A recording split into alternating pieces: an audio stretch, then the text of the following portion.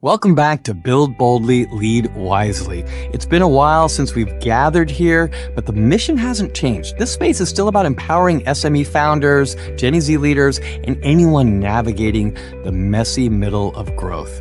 Today, I want to talk about discipline, not the kind that demands perfection, not the kind that burns bright and fades fast. Discipline that lasts. Discipline that shows up. Discipline that builds. Segment 1. Reframing discipline. Most people misunderstand discipline. They think it's about intensity, those moments when you're fired up, laser-focused, unstoppable. But leaders know it's about consistency. Because the truth is, the work rarely feels 100%. Neither does judgment. Neither does execution. Some days you have momentum. Some days you only have responsibility. And that's okay, because leadership isn't measured by peak performance. It's measured by what happens between the peaks. Think about that. Between the peaks. That's where the real story of leadership is written. Segment 2, the valleys matter. Between the peaks, true leadership is forged in the valleys. Let me share a story. A sales manager I mentored once told me, Andreano, I feel like I'm failing every other day. One day I close a deal, the next day I lose a client. One day I'm inspired, the next day I'm exhausted. And I said, that's the valley. That's where leadership is tested.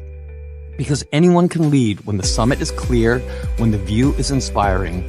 But in the valley, when the fog is thick, when the path is muddy, that's when discipline matters most. And here's the truth. Interrupted progress is still progress. Segment 3. Consistency compounds. The compounding power of consistency beats the volatility of motivation. Think of it like a bank account. Every time you show up, you're making a deposit. Some days it's a big deposit, some days it's small. But over time, those deposits compound. And just like financial clarity matters for SMEs, leadership clarity matters for founders. Cash flow discipline mirrors leadership discipline. It's not about one big win, it's about steady deposits that build resilience. Segment 4, practical takeaways. So how do we practice discipline in the valleys? Let me give you 3 simple, actionable practices. 1, micro commitments. Do one small thing daily, even when energy is low. Send the email, make the call, write the note. 2, interrupted progress logs. Track imperfect days. You'll see that even messy effort adds up. 3, community accountability.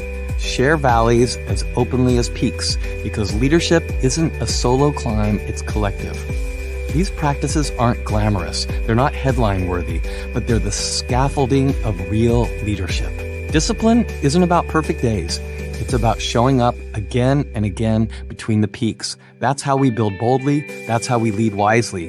If today's episode resonated, share it with a founder or leader who's navigating their own valley. And remember, your consistency is your greatest asset. That's all for today's podcast episode. Follow My Little Sharing's Build Boldly, Lead Wisely podcast for more topics and episodes.